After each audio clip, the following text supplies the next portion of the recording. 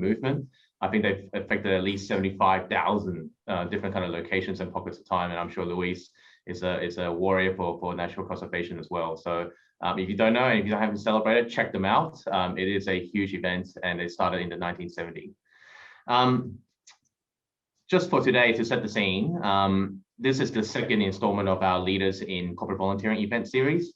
It's good to see some of you return from the first session that we had about a week and a half ago. And we actually received a lot of feedback from the first one. So thank you everyone for being gracious enough and constructive enough in providing us with feedback. And we're going to make some changes to the second series so that we can get a better value, better use of our time together.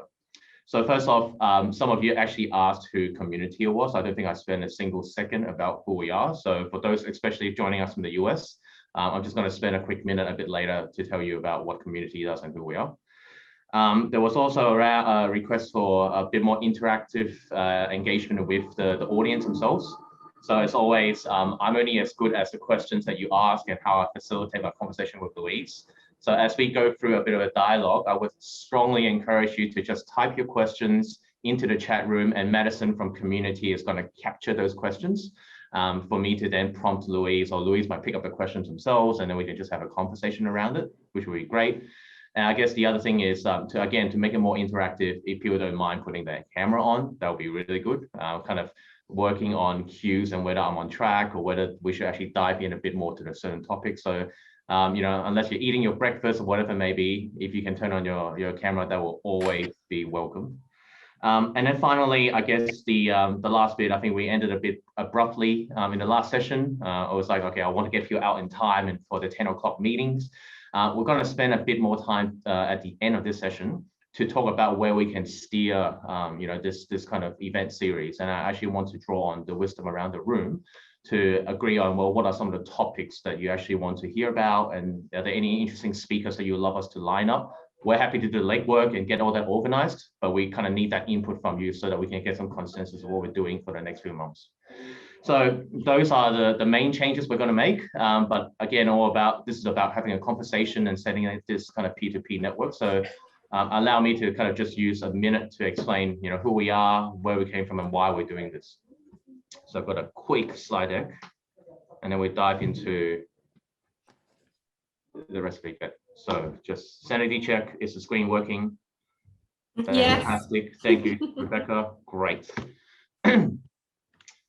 So for those who don't know about us, we're a social enterprise, and our mission is to connect, engage, and mobilize volunteers to tackle the world's greatest challenges.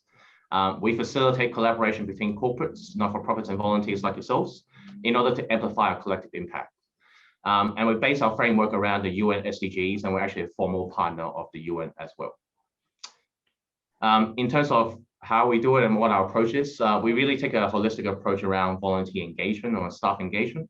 And I know, because we specialize in volunteering, action is usually about the key of everything that we do. We also believe that there's an importance around creating or raising awareness about the social issues around us. Big movements like Earth Day is a huge example of this, so that people can actually garner towards a complex issue and go, well, what can I do about it?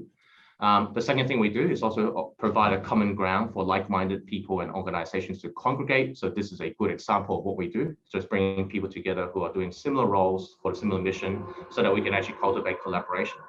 And then finally, of course, we facilitate participation as well. So as you can tell, staff engagement and volunteer engagement is at the heart of our approach. And yes, we do have a platform. We use a decentralized model, a crowdsourcing methodology, kind of like LinkedIn and Airtask combined. We use the platform as a vehicle to scale and also to personalize the individual volunteer experience. But I think more importantly, we really focus on the participatory events and doing consultations with our not-for-profit clients so that we can actually identify really impactful experiences and then join them up with people who can actually meet that need. And that's again really why we started this. So again, just to segue back to why we're doing this, we want to set up this as a P2P network, and we're trying to find different leaders in corporate volunteering that also believe in this kind of volunteer engagement, staff engagement approach, and then see what they are doing. Because I think at the end of the day, the solution is probably out there already. It's just, have we heard about it? How could we learn from it, adapt it, and put it into our own organization so that we're all kind of creating more impact in our own right. So I guess without further ado, kind of love to introduce our speaker for today, Louise from Dell Technologies. She's got an interesting background, which I'd love to get her to kind of explain to us, but she's got a mix of business development. She's a warrior in natural conservation, and then right now she's the CSR lead for Asia Pacific in Dell Technologies. So Louise, tell us how you got to where you got to, just to start us off. Thank you so much, Victor, and sorry. Thank you so much, Victor, and everyone. And it's wonderful to meet everyone today. So thank you very much for coming on the call with us and having this conversation. And really a big thanks to Communiteer for you know, really getting us all together, because this is really fantastic, this series. I love it. I love it. So I guess my journey, yeah, so that's a good question. I started off from school going into an applied chemistry science degree. I originally wanted to be a doctor, actually, and I suppose I could say I was a bit of not a failed medic, but I think you had to get A in physics in England back then, and I didn't quite get A in my physics A level, but I ended up with chemistry, and I loved chemistry, and from that, strangely enough, which I still can't kind of work out, but I think from birth, my mom and dad had said, you know, Lou, you're a born salesperson. I think when I was little, they said, you know, you're a good negotiator. So I landed in sales, and I didn't look back, really. I really loved that sales environment. I was big on photography since I was 21, and my first job ever was actually at Kodak, and I won't go into Kodak and the disruption of that market, but while it lasted, it was a wonderful first job from graduation, and it really did give me some of that. Back then, they were the 4th biggest brand name in the world, and you know, obviously things don't last forever in some areas. The markets get disrupted, but it really did teach me the basics of sales and marketing. So it's a fabulous position, and from there, my sort of partner came home one day and said, oh, I've got a job in Sydney. So, okay, bang, up and moved to Sydney. And so I had to find a new career, and then I landed in tech sales. So I spent a little bit of time at Apple when it was really, you know, not the biggest, you know, company back then, but it was starting off. I was looking after software vendors. Then I had a stint at well, which was Compaq, but turned into Digital and HP.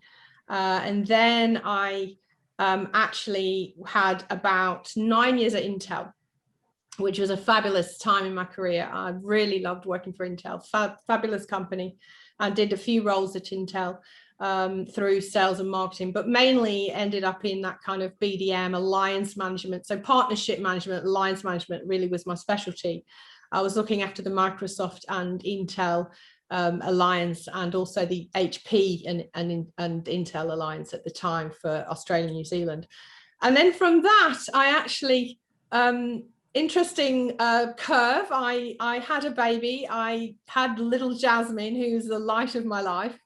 And she's just absolutely beautiful, and I really, honestly, my favorite thing in the world is to hang out with my little girl. Well, she's not so little anymore, she's taller than me now, but she is really the light of my life. And I think, you know, what was interesting, Victor, you asked, you know, how do you get to where you got to? But I think having Jasmine was one of those pivotal moments for me. I'd always been into photography and wildlife conservation, fanatical about that.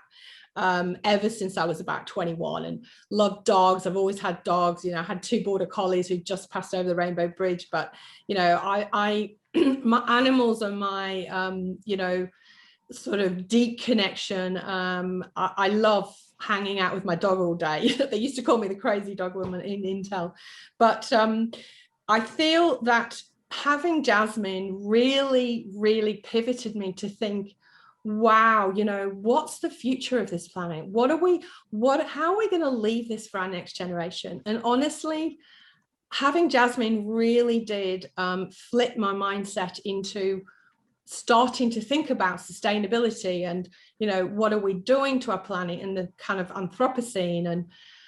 And I then had a few years off. I had a little bit of a curveball thrown into my life. You know, no one's life's ever perfect, right? So I didn't know this, but I was actually going to become a single mother on the day I had Jasmine. So that threw a bit of a curveball into my life. But looking back now, I actually think that is the making of certainly myself and Jasmine. And what it did give me was a focus. I decided to take a good 4 years off to look after Jasmine on my own, because I didn't have any family here and I didn't have anyone else to help me. So I dedicated those first few years, because it's so important with that attachment for your first child. And I lived off my Intel shares for a few years. So thank you, Intel. And then from that point on, I started to, Jasmine was, I guess at that point, she was struggling a little bit in the learning, and primary school, they sort of said, oh, she's got learning difficulties. So that made me think, okay, what can I do? And I actually went online and did a Master of Teaching, so I could understand the curriculum in Australia and what they were learning and how to teach it. And that was about a 3-year course, I think, online. But what it did is it greatly helped me to be able to teach and coach Jasmine. So from having a learning difficulty in primary, I had a call from her yesterday telling me she'd come top in science. It was like, oh my gosh, I was so moved. Not to say it in a boastful way, but it was so moving to hear her say, you know, she'd done so well. And all those years we've put in, and also coaching her through maths as well, I really feel it's very important to encourage women in STEM and girls in STEM. So she's doing very well in maths and science now, which I'm so thrilled about. But it was really, my passion was to try and help her, really. So everything I do, I get up in the morning to really make the world a better place for Jasmine and everyone else's children on the earth, right? And the next generation. That's, you know, I've had part of my life, but it's how we leave the planet for the next generation that really gets me up in the morning. So that's a little bit of, and when I came to Dell, again, I went into sales, and Dell was the first company, I have to say, brilliant, who took me on as a single parent, knowingly, who had actually been out of the workforce for a few years. And I did a stint at Salesforce, but it was only a contract. But Dell was the first company to take a chance on me and say, yes, we think your skills are valuable. So really happy to join Dell. It was still in a sales role. But one day my manager said to me, what do you want to do, Lou? You know, what's your vision? What's your North Star, you know, in the next few years at Dell? And I said, actually, I want to work in sustainability. And he said, wow, you're going to have to go to America for that, because there's no jobs here in Sydney on that one. And I said, okay, so let's think about this, you know. Anyway, we kept it out there. And funnily enough, 4 months later, this job came up. And I rang my manager and I said, do I have your blessing to apply? And he said, why haven't you got your application in now? This has got your name on it.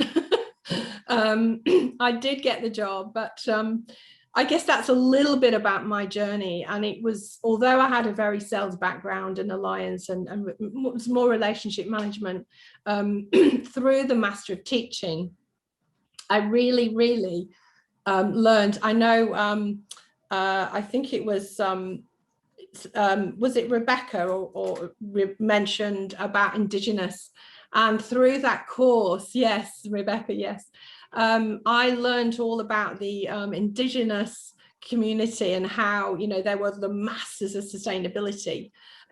Growing up in England, I hadn't learned that history, to be honest. And then I was really captivated by, there's lots of courses that were integrated into the education about the SDGs. So I learned all about the SDGs.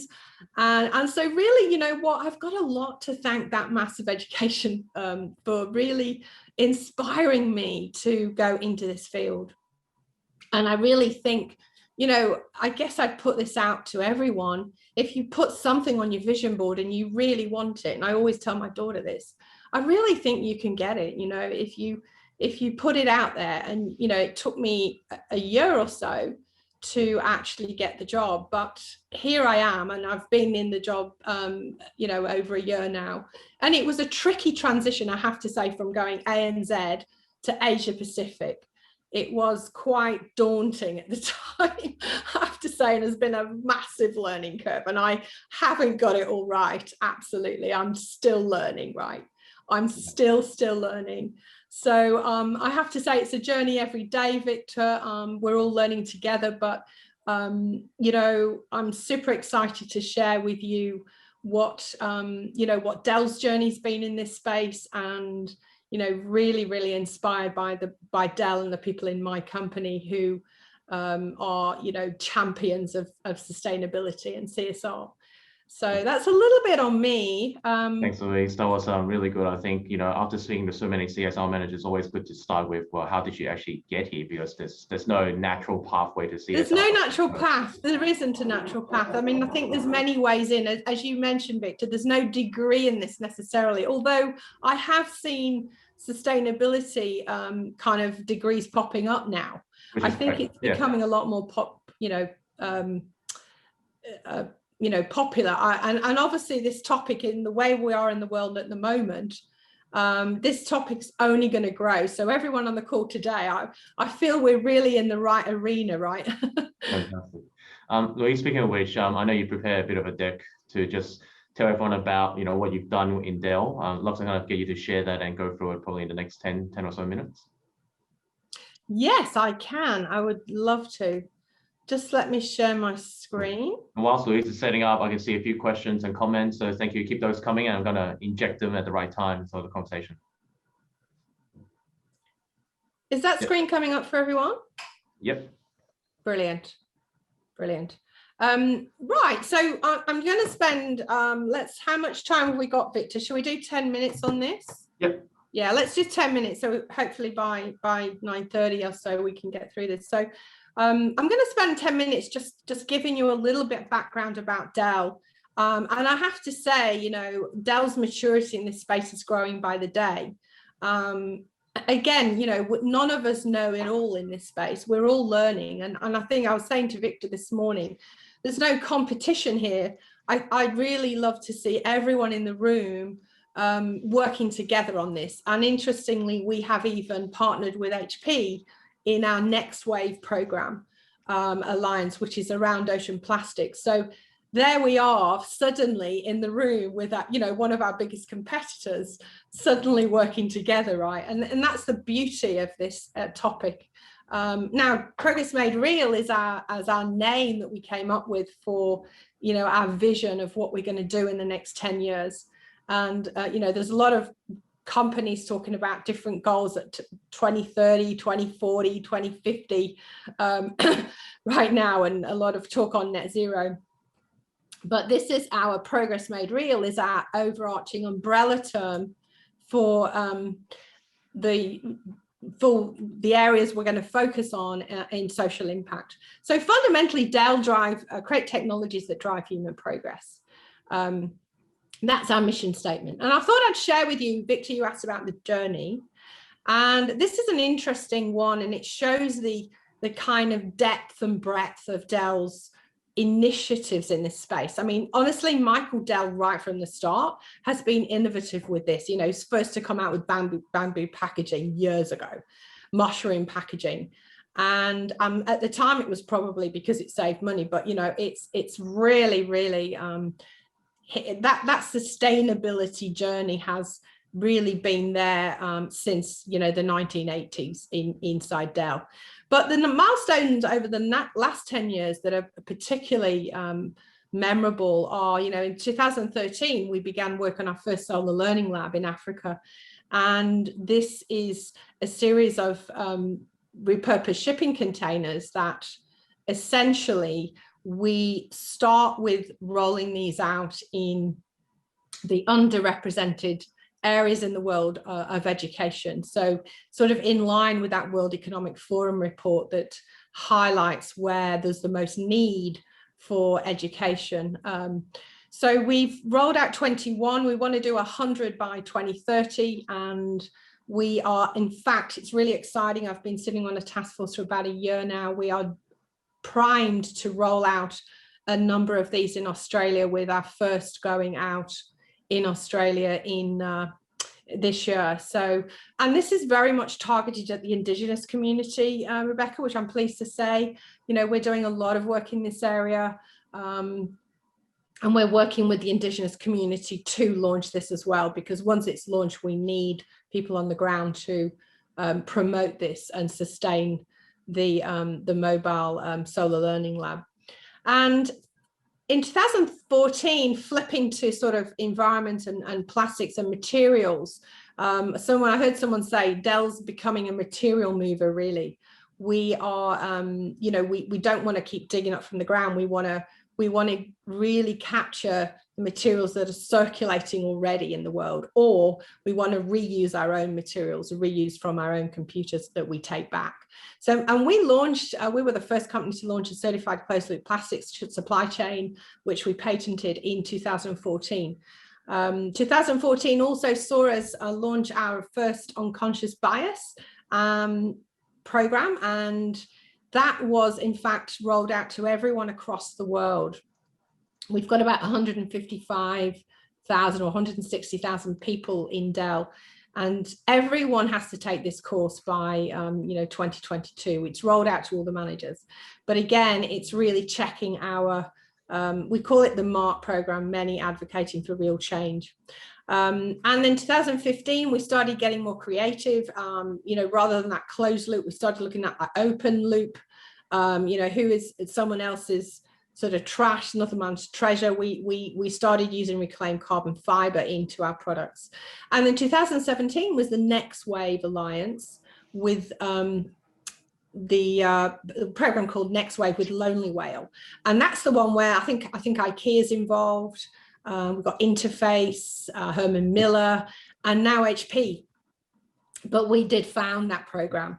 So that's where we take ocean-bound plastics and we create a commercial scale packaging for our products. We're looking to have 100% recycled content in our packaging by 2030. And then we've got closed loop process for rare earth magnets.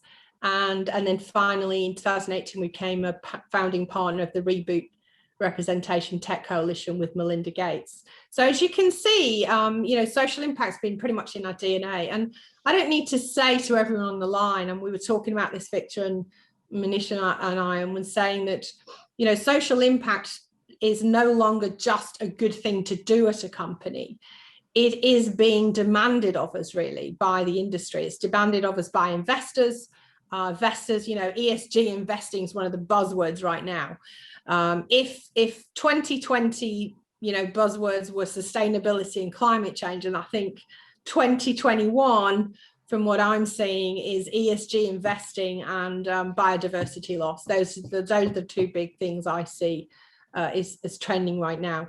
But if we look at, you know, even at talent attraction into our companies, you know, we're seeing the Gen Zs really lead the way in this. You know, the Greta Thunberg, you know, really that movement's taken off around the world, and Gen Zs want to work for companies with purpose.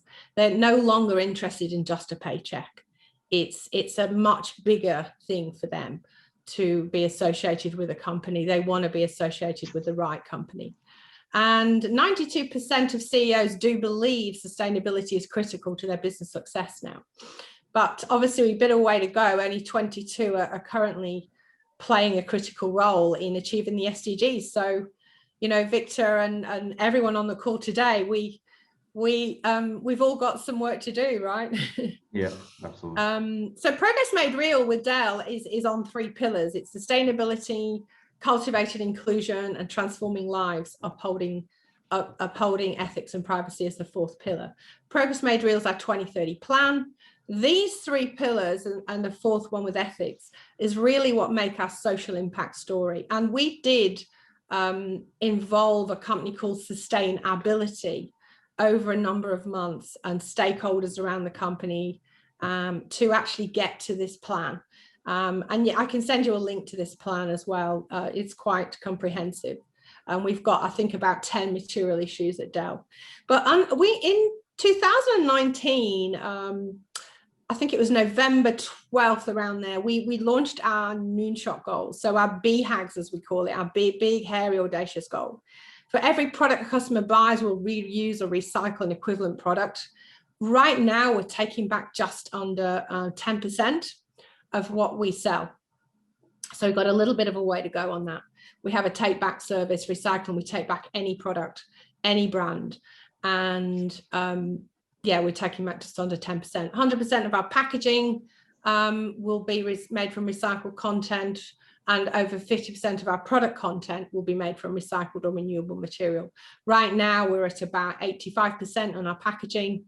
And with some of the products, we're, you know, over 50%. Some are less amortized across the product lines. We're about 5%. So, but we've got so many product lines, and we do have the data sheets on each product to state the recycled content. And we, as far as inclusion goes, we really want 50% of our workforce to be women. 40% of our global people leaders will be women. So a lot of our programs within Dell tend to get focused around women and promoting women in STEM. We need to bridge that skill gap. We know there's a skill gap in the world in the next few years, and we know there's only a small percentage. You know, some of the mothers around the community tell me there's only less than 20% of girls doing STEM subjects. So, you know, there's still a gap there that we need to promote that. And finally, which is kind of really more meaningful to today's discussion, is the transforming lives. And that's our philanthropic arm. That's advancing health and education, economic opportunity to deliver results for 1 billion people. I'll quickly slip this in today. We've got a big announcement. We're going to be launching our net zero goals. So our climate goals, really, these are reducing scopes 1 and 2 greenhouse gas emissions by 50% by 2030, and we're going to go renewable electricity by 2040. And we are focused on reducing the energy intensity of our entire product portfolio, because in that's kind of if you look at the scope 3, which is the downstream footprint, it's that kind of, you know, customers using our products. That's the biggest area of obviously emissions, and that's really a focus of ours to both reduce emissions and reduce the energy intensity of our products. So we'll see a new goal revised on that this year. And we're partnering with the upstream on supply chain, again, scope 3. We're partnering with our direct material suppliers to meet a science-based target, reduction of 60% per unit revenue by 2030. Louise, sorry, I just want to interrupt. Guy had a really good timely question. I know it's kind of your next slide. Guy was asking, how are you measuring your 2030 transforming lives goal? And obviously, I know the detail of the goal. My hopped on question is going to be like, you guys have really, really clear metrics, right? How did you get them out, and why did you go down to that level of detail? Yeah, no, great question, Victor. And we do believe that what gets measured gets done, right? We set very aggressive goals back in 2013 with the Legacy of Good, and we flipped that to Progress Made Real branding. But we saw our goals smashed in 2019, so we smashed our goals a year early. But at Dell, we really believe that, you know, focusing on the granular level, and even now we've even got A and Z goals made. So we've gone down to country goals, right? And we believe, and we're tracking those every quarter and every year and every milestone. So we believe that it's very important to, one, call out the goal. What gets measured gets done. And then secondly, to work to measure those goals. And we have one dedicated person in the US who is doing nothing right now, but working on our next next report, you know, the next social impact report, along with obviously. Are there specific metrics around the transforming lives pillar that you can share? Yeah, specific metrics around the, I mean, I guess it means that we look at, I think I've got that in my next slide actually. Yeah. So each year through 2030, 50% of the people empowered by our social and education initiative will be girls. By 2030, we'll use our expertise and technology to help 1,000 nonprofit partners transform to better serve their communities. And each year through 2030, 75% of employers will participate in giving or volunteerism in their communities. And I'm just flipping to inclusion because it is related and it's relevant. 50% of employees will participate in employee resource groups to drive social impact. So again, the way we kind of measure transforming lives is through our impact through healthcare and education initiatives. Healthcare could be an example we're doing in India with digital life care. And then also we measure it with the people we impact through the solar learning labs as well. So each solar learning lab has a set out number of hours that we influence and a set number of teams and people that we influence as well. So the metrics are very, very measurable. And Louise, does that answer your question? Yeah, it does, absolutely. Yeah. I know you mentioned the buzzword, the employee resource groups. Now, I know a lot of corporates around in Australia have CHAMPS group, but there's a rationale behind why you guys even call it the employee resource group and how it works and how you actually create those groups. Are you able to tell us a bit more about those? I certainly am. And let me just flick to, yes, in fact, this one here. Yeah, great question, Victor. We have a number of employees resource groups at Dell. Planet is one of them, who are really driving the big event today for Earth Day this afternoon. And we've got Gen Next, we've got Pride, we've got Women in Action, Mosaic, the cultural team, we've got True Ability, and we've got Family Balance, and what else? We've got Connexus, although everyone's kind of remote now. But these resource groups are very, very highly governed. We have a really, really mature governance program in there now. We've got, for instance, I sit on a couple of these groups where I sit on the core team and the lead team. So we've got leads for the groups, we've got exec sponsors.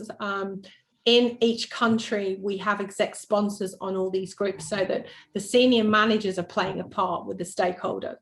So, and then we have a core team of probably 4 or 5 people who steer the committee and drive the strategy. And then we have the members of the group who hopefully are the activists who will get up and actually do something. So yeah, does that answer your question? It does. We have meetings every couple of weeks. For instance, you know, we have Planet meetings every couple of weeks. We have Gen Next. I sit on those two. Obviously, because I'm passionate about the mentoring next generation, I'm Gen Next and Planet. So those are kind of my two aligned. But what I will say is that the Women in Action are doing some amazing things out in the world of with universities and mentoring and, you know, really, really driving the leadership of women in IT. Yes, we've also got a mentor. That was a great answer. I think Jamie's had a similar question to build on that as well, which is, so yes, the ERGs or the employee resource groups are you know, facilitated by themselves, but are there any kind of hints and tips and tricks that Dell uses to get employees to even join them to start off with? Because it's a really kind of bottom-up approach in some way. It is. It's a great question. And I think really it's about, you know, we don't force people. We were actually, I remember my first day at Salesforce, I was sat down and told to join, you know, their groups online. They really do enforce it. But at Dell, I noticed they didn't enforce it. It wasn't something I was told to do. But what we do when we present, and I put this on my presentation, what's a very, very a kind of amazing thing that comes out of getting involved in these groups is that you start to get your brand name known and you start to get recognized around the company, because you're not just working with your own team, you actually cross-pollinating and collaborating across company. And I have to say at Dell, one of the reasons I did get this job today is because I was already very active in a lot of these groups. And I had probably, it's, you know, it's all about developing your brand. And the way I sell it to people is that this is a fabulous way when you first come into the company. I was training the new grads coming in and the new people coming into the company. This is a fabulous way of really fast tracking your career. Wow, fantastic. Thanks for sharing that. Alex just popped in a new question, which is somewhat related to staff engagement as well. But the question is, in order to hit that kind of 75% employee giving or volunteering target, which requires a huge commitment from not-for-profits to provide these spaces to get skilled volunteer ready, is there anything that Dell is actually doing in terms of building not-for-profit capacity to kind of meet this target? Yeah, around volunteering. Yes. Yeah, more yes. a supply demand question. Yeah, so we have every couple of weeks we have apart from the ERGs, we have a separate group called the CSR Giving Committee, of which Sharon McNeil heads that up in Sydney, and that's kind of, normally there's about 20 people on that call. Now that call is very much driven around focusing on volunteering, and so at that call, we discuss which volunteers, which volunteering events we're going to support. We have a program called our vetting system inside a Your Course platform run with United Way that actually manages all our internal NGO collaboration partners. And once you're vetted in our system, you can actually get any donations to that charity will then get matched by Dell one-to-one.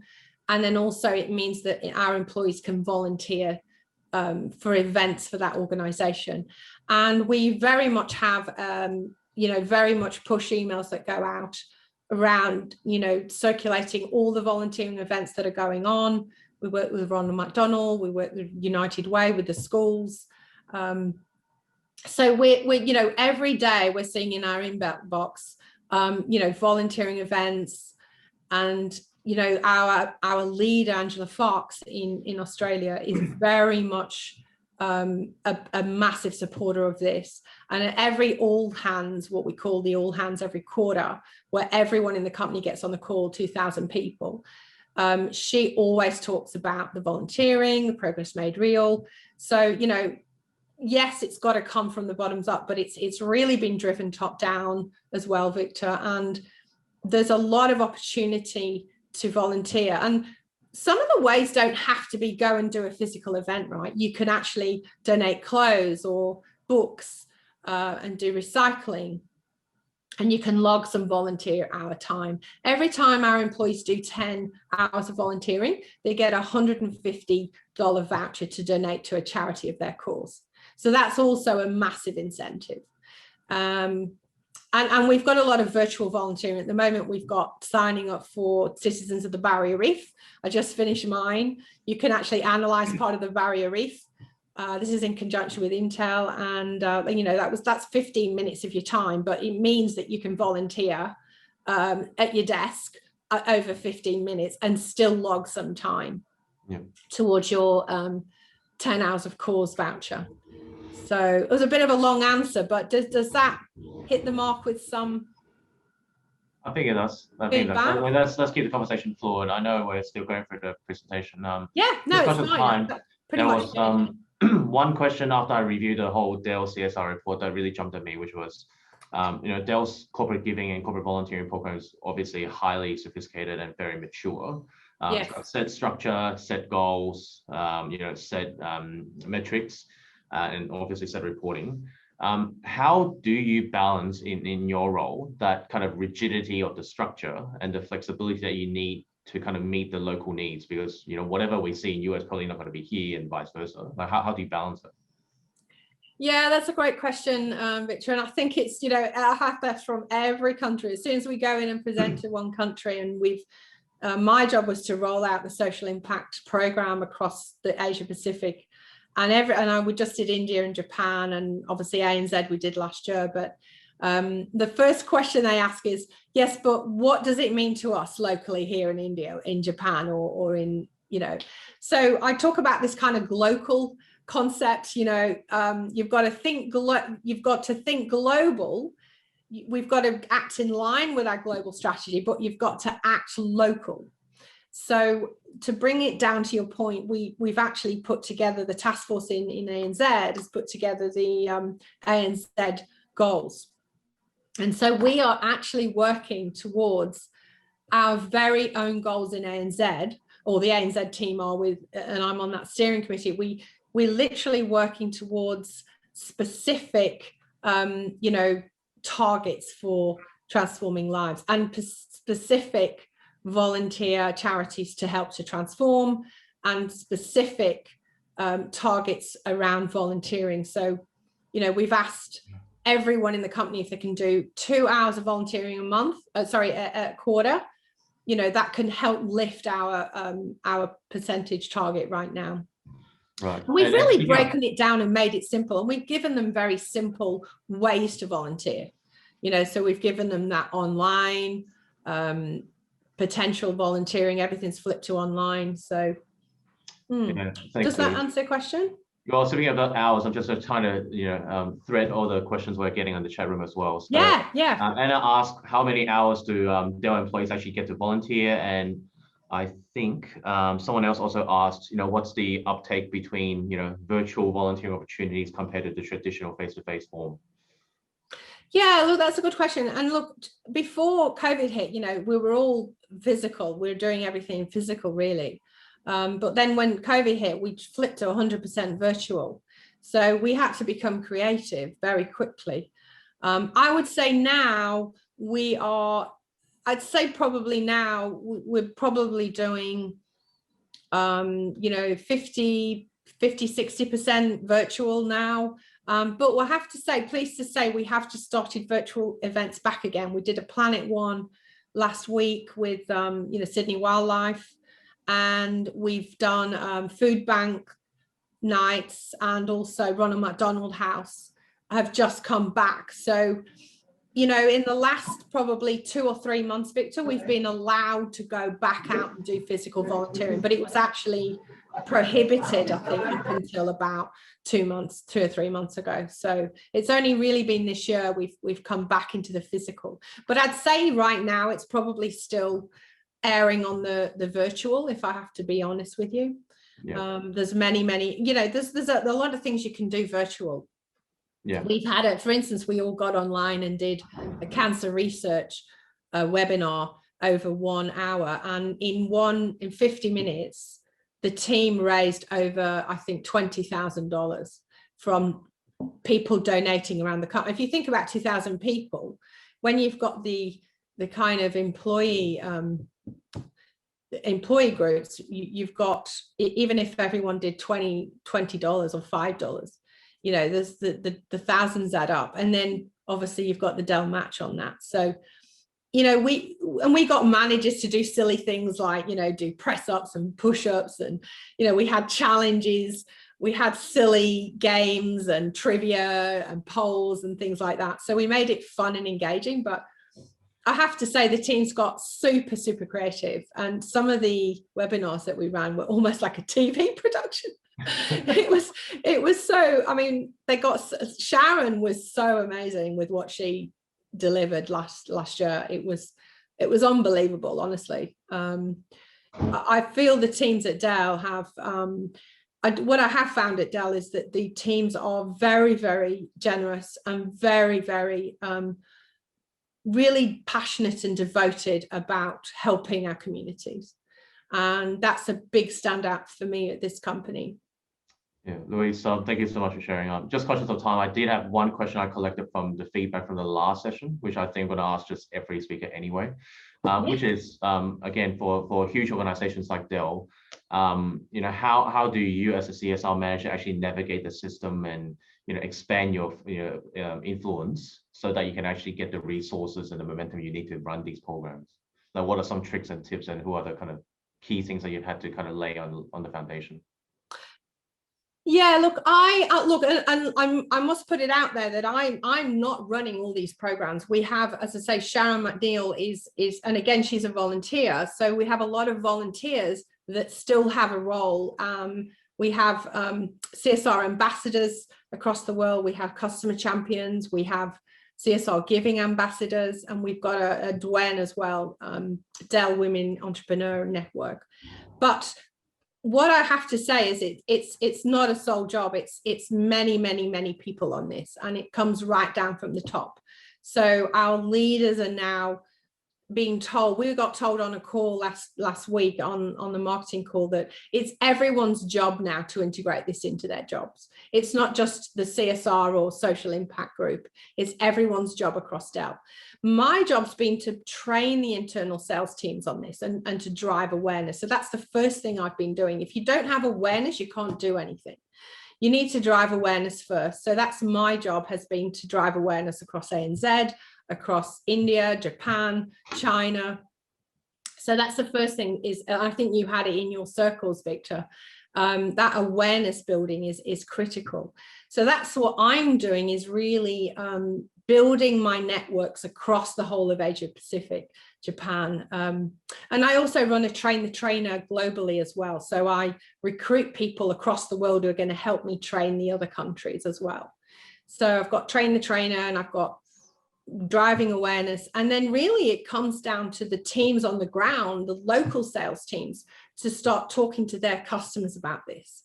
And we want them to talk to their customers and to actually drive action with their customers, to help the customers reach their goals.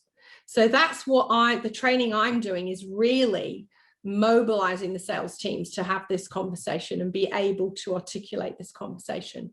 And we have a giving team in Dell who pretty much action the philanthropic arm of our programs. But in Australia, we don't have anyone full time. We've got Sharon, who works on, that leading that giving committee. So it's really thanks to many passionate volunteers, Victor, that really this is, I guess, driven across the company. It takes an army, right? If you've got, I think, it's those magic numbers. I think if you get 3%, you'd know this, Victor, I think the research has been done on this. If you can get 3.5% of your community or your base involved and championing a movement, you can actually start a movement and make change. It's that magic 3.5%. And I feel that at Dell, we're kind of moving the needle on that. Fantastic. Does that? Absolutely. Thank you, Louise. Obviously we haven't had time to go through the whole slide. No, it's fine. I've literally spent a whole 8 hours on this. Yeah. But look, just on behalf of everyone, thank you so much for your time. I just want to give you a round of applause for sharing some of the nuggets that you've got from the Dell experience. So thank you. Yeah, no, thanks, Victor. No, I mean, honestly, no applause needed. But it's my passion. It's my job, and most companies who are driving this outperform their peers, right? And the future needs all of us together, and we're all in this together. And that's really what I'd encourage people to kind of take from today. Absolutely. Okay, well, thank you, Louise. And look, everyone, I mentioned before at the beginning of the session, we intend to keep this event series running on a month-by-month level. So, our next event is going to be towards the mid to end of May, and promotion is going to come out shortly. But I guess, for us, yes, we can definitely do the legwork and finding speakers and looking at really interesting topics that we can find a facilitation session for. But we're really looking to you to go, well, what are some of the topics you want to hear about? Are there any kind of pain points that are current that, you want to actually get some, communal wisdom? Or is there an initiative that you hear a lot about, but you haven't really kind of looked under the hood, where we can find someone to actually go and talk about it, share the learnings, and again, you can take it back to your organization and run with it. So on this note, I really want to kind of get people to go share, well, these are the 4 questions. Are there any topics that people have in mind so that we can actually line up a bit of a calendar for the rest of 2021? And I just kind of want to throw it to the floor and see, who might have these ideas.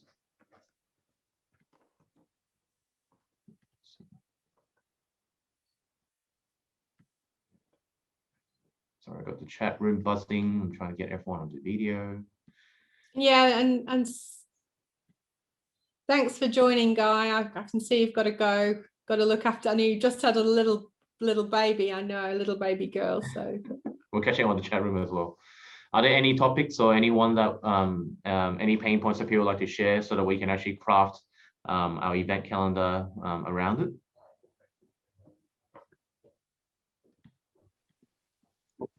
Victor and Louise, thank you so much. I did get some questions now that I'm going to go back with about the 3.5% and that volunteer at the local level. That's the difficult part we're finding is while we're very generous with volunteer leave, it's about appealing to that person's North Star and finding the people who are passionate about that particular employee resource group. Absolutely. And that's the hardest part is how do you find out what people's North Star is? How do you find out what they're passionate about, what they're willing to then volunteer their time for? It's a good question, Rebecca. It's a tricky one. Oh, that's a bit of feedback there on the line. Tricky one. I think that also we don't push anyone. We don't make this mandatory. But what we do find is that the more people do engage and take action, their career, they do tend to get promoted actually because they get very well known, right? And the second thing is that I'd say is that everyone, you get joy out of giving, and when you start doing that, you realize that, and there's really a kind of enjoyment of your job. And most people at Dell say one of the reasons they're at Dell or they're enjoying what they're doing is actually because of the volunteering and the social impact side of things. I've heard so many people say, oh, my job's pretty mundane, but what this keeps me going. So it's that kind of, I think it's that flip from their day job. And when they become an official volunteer, they do have to get clearance from their manager because people spend 2 or 3 hours a week doing it. We don't have any set time limit, but the world's gone virtual. As long as someone's delivering their output in their job, then you could do 10 hours a week if you wanted to. You can do all night. I mean, there's nothing to stop you really. But Rebecca, I do hear you. I mean, we have had, I suppose, some problems with some areas in volunteering and gathering the troops. And it tends to be many of the same people doing it, to be honest with you. There's probably a good 100 of us in Australia out of 2,000 that do all this. Or even 50, I'd say, even 50 probably are the mainstayers. So I don't know if that answers your question. It wasn't great, but it is a challenge. It is a challenge. We're definitely going to take those topics. I'm getting a few direct messages as well. So I'm going to collate those topics, go back and see what kind of speakers we can line up and see whether there's initiatives that are targeting those topics. But just conscious of time, and I love to kind of finish things on time. A quick call to action for everyone. There's 3 things I love for people to actually get involved in and help us out, which is 1, spread the word for our next event. And EDM is going to come out shortly, and the schedule and the speakers for the May event is going to come out soon. Continue to give us feedback. We're only as good as you guys kind of give us the constructive feedback on it. We're extremely nimble and open-minded. So tell us as it is and on how we can actually improve these sessions. And then finally, in the survey, what we really want to do is between these events, try to find commonality between different corporates that are actually doing very similar things, whether they can actually collaborate. Like Louise mentioned, they're collaborating with HP. Technically the competitor, but in this space, there shouldn't be any kind of competition. We're all trying to just do good. So let us be that facilitator, give us some info, and then let's see what kind of connections we can make behind the scenes as well. So on that note, bang on 10. Thank you so much for coming, and thank you, Louise, once again for your time and your insights. And I look forward to seeing everyone at the next event as well. Thank you. Yeah, it's so good to meet everyone. Thank you for having me today, Victor, and I've really enjoyed meeting everyone. So connect on LinkedIn and let's carry on that conversation. Brilliant. Thanks, everyone.